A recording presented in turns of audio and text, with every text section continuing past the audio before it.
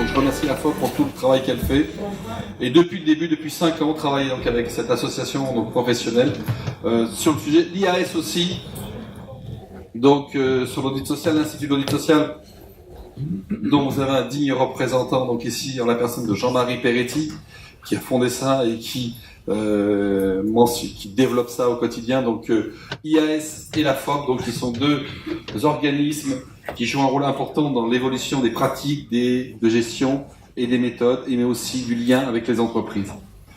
On a remis ce matin avec un ouvrage qu'on a coordonné avec Jean-Marie sur les miscellanées, sur l'évolution des pratiques de conduite du changement. Et les candidatures des trophées et les trophées sont aussi très révélateurs des tendances en entreprise. Et on voit clairement qu'on est passé en 5 ans vraiment de la gestion du changement très instrumentalisée, où on mentionnait les outils de la conduite du changement, à l'innovation managériale, aux pratiques managériales, à l'internalisation, enfin on voit plein de choses. Et je trouve que sur ces dossiers, donc 17 intentions, 11 dossiers, 6 entreprises primées, 1 certifiée. Donc je vais appeler donc Madame Christine Lagré qui va remettre le trophée, donc qui est notre hôte aujourd'hui, donc avec qui représente la caisse du groupe Caisse de dépôt et consignation, et je vais appeler donc Madame Boisdin et Monsieur Pedrotti pour recevoir donc ce trophée.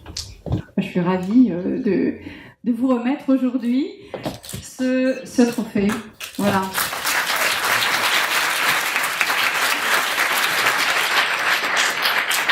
Écoutez, merci beaucoup. Ce projet et ce trophée, on en est très content.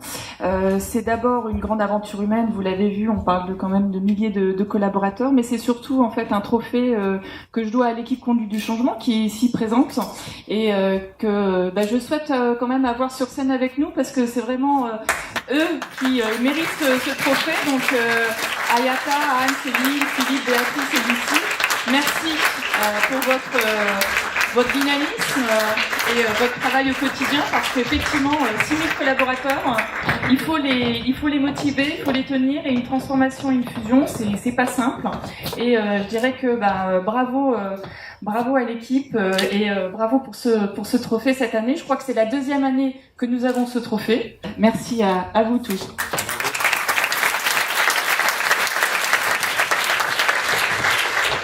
Donc je vais encore appeler, je la fais beaucoup travailler aujourd'hui, donc Madame Christine Lagré qui va remettre, et le professeur donc Philippe Colombin donc du CHRU, excusez-moi, je dis CHU tout à l'heure, de Tours. Voilà.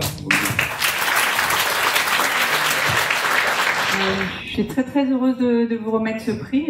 Je ne voudrais pas paraphraser les beaux témoignages qu'on a eus et qui montrent qu'à la fois on théorise la pratique et on pratique la théorie. C'est une approche vraiment systémique qui va transformer le bien-être sur toute la chaîne, c'est-à-dire du patient au soignant, et tout ça dans un esprit tout à fait vertueux. Moi, j'ai été très impressionnée. Bravo. Merci beaucoup. Moi, je vais aussi me permettre d'appeler des gens, si vous permettez, parce qu'en fait, c'est le CHRU de Tours et c'est aussi l'AFSOS, l'Association francophone des soins oncologiques de support. Je vais faire très vite, là, parce que j'ai les consignes, donc j'ai 4 minutes pour vous raconter. Vous pouvez venir, l'AFSOS. Il était une fois en 1990, des soignants qui se sont dit, c'est pas possible qu'on continue comme ça, on tient plus compte des patients, on tient plus compte des soignants. Qu'est-ce qu'on peut faire?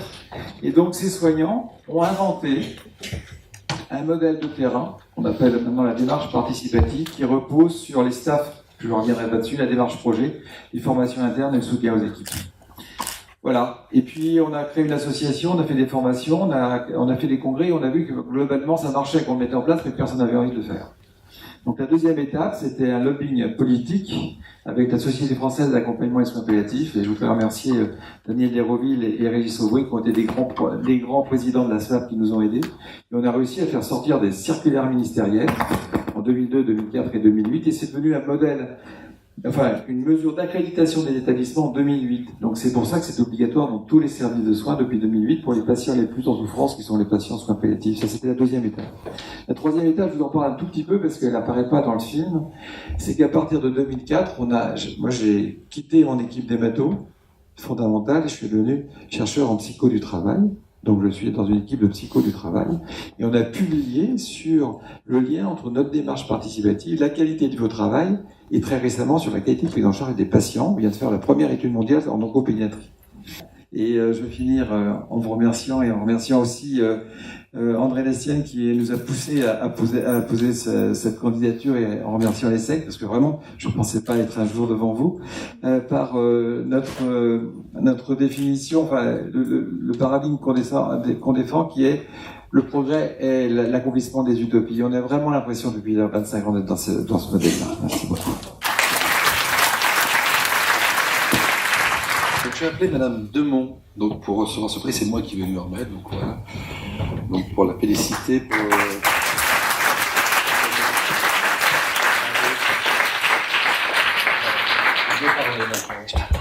Merci beaucoup, bonjour à tous.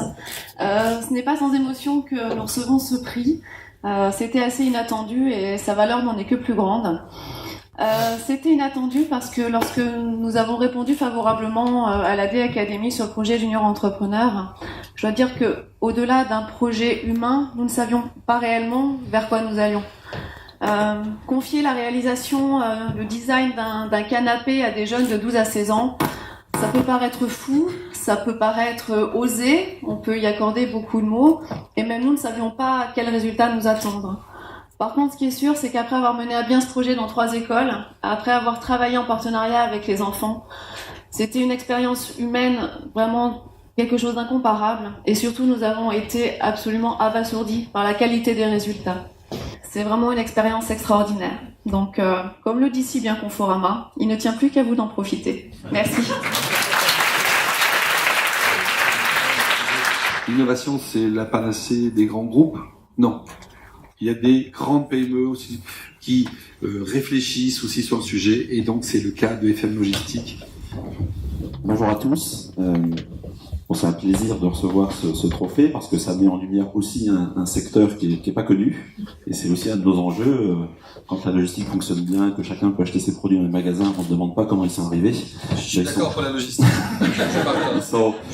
Ils sont arrivés parce que il y a plein d'équipes qui se synchronisent et essayent de faire en sorte que on concilie nos impératifs toujours plus courts. On rentre le soir, on va rentrer, on va faire une commande, et on espère même que peut-être ce soir ou demain matin, avant de partir au travail, on l'aura reçu. Sauf que ce produit, on ne sait pas où il est, et il est de plus en plus loin. Et donc voilà, donc ça nécessite beaucoup d'adaptation, ça nécessite beaucoup de coopération. En tout cas, il faut en permanence se réinventer. Et c'est en tout cas le chemin qu'on a pris dans un secteur qui est pas traditionnellement connu pour l'innovation managériale, mais pour attirer des talents. Il faut se différencier, et pour attirer des talents, il faut travailler sa marque employeur, et ces programmes-là, ça en fait partie. En tout cas, merci, et ça nous donne surtout de l'énergie pour continuer et puis faire en sorte que les prochaines promotions Blue Mind, et puis que ça transpire dans l'ensemble de l'organisation. Il y a 5000 personnes à engager, en tout cas en France, dans ce programme-là. Merci. Merci beaucoup. Oui, je suis particulièrement heureux de le remettre. J'ai apprécié, comme tout le monde, ce magnifique film, voir effectivement cette ambiance, cette musique, et aussi la façon dont l'accent est mis sur l'humain, sur le partage, et sur tout ce qui va permettre effectivement de faire en sorte que l'innovation réussisse. Donc c'est avec beaucoup d'émotion, beaucoup de plaisir que je vous remets ces 5e trophées de la conduite du changement. Bravo.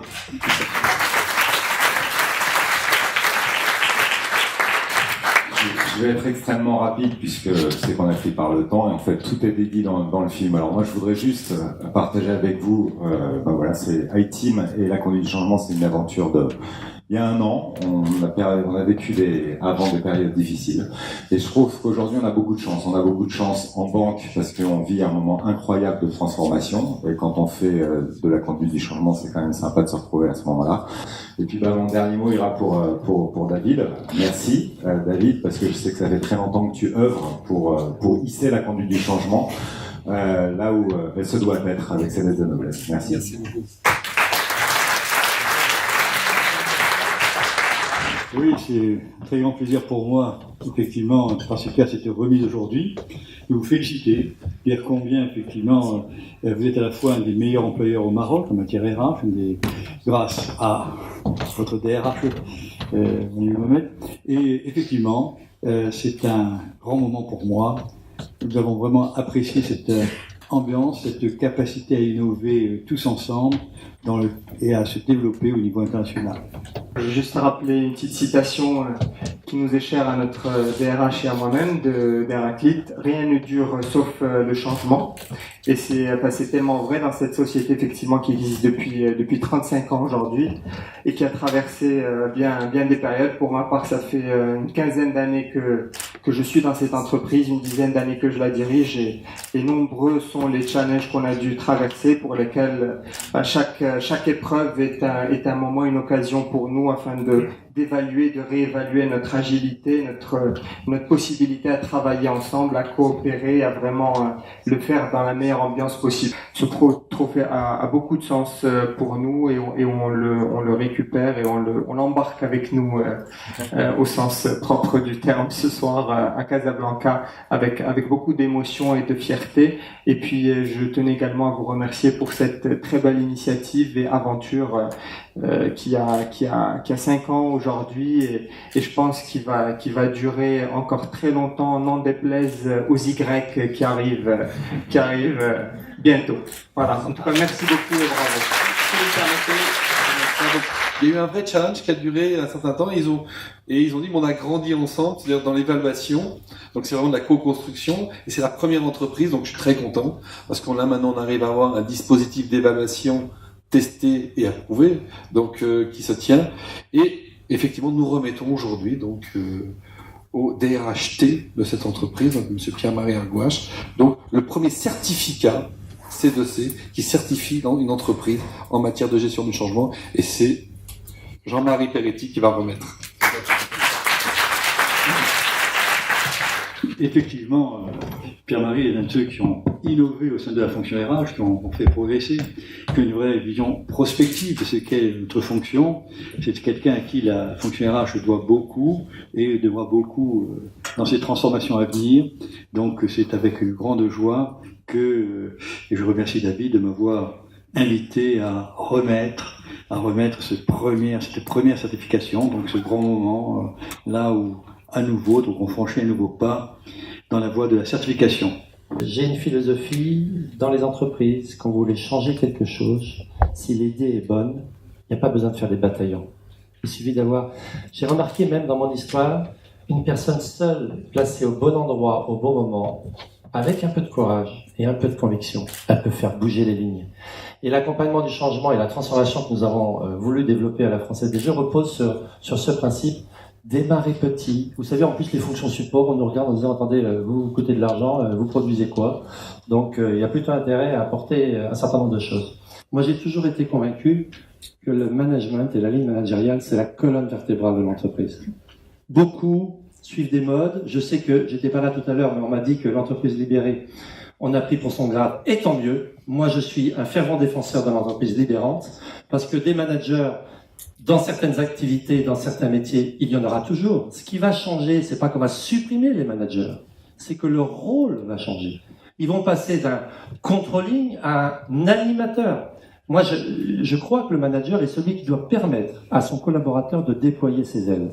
Et un manager qui fait ça, il le contrôle pas, il le flique pas, il est là en train, je veux m'épanouir et donner des choses. Du coup, à la Française des Jeux, on est sur une structure managériale extrêmement solide. Et on est à notre 9e module de formation en 8 ans, donc vous voyez, c'est 1 par an. Souvent, quand on peut co-animer par l'interne, donc ça veut dire que les collaborateurs eux-mêmes mouillent la chemise pour défendre et mettre en œuvre ces politiques. Et à l'ère du numérique, on vient de créer un module de formation managé avec la posture coach. Et j'aime bien, parce que vous savez que le coach n'apporte aucune réponse à son coaché. C'est un questionneur. Et plus mes managers questionneront leurs collaborateurs, plus leurs collaborateurs trouveront des solutions. Et à l'ère du numérique, le collaborateur, il en sait souvent, quelquefois, 10 fois plus que son propre manager. Il s'agit de Jean-Marie Doménac, un écrivain que j'aime bien, et qui dit « Il s'agit moins de penser davantage que de penser autrement ». Je vous remercie.